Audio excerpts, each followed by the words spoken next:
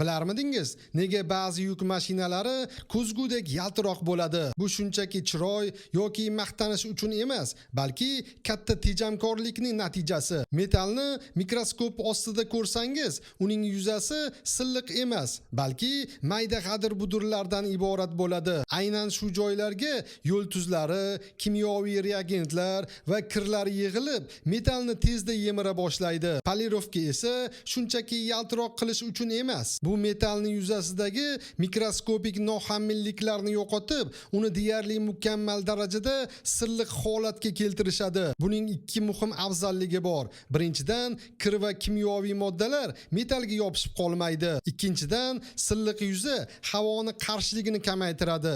Uzoq masofada yog'lig'i sarfini tejashda yordam beradi. Shu sababli polirovka metall uchun o'ziga xos himoya qatlam vazifasini bajaradi va uning xizmat muddati bir necha barobarga uzayadi. Endi savol, sizningcha yuk mashinasi yiliga shunday polirovka hisobiga qancha miqdorda yoqilg'i tejashi mumkin? Fikringizni kommentariyada yozib qoldiring. Bizni yo'qotib qo'ymaslik uchun like bosib, obuna bo'lishni unutmang.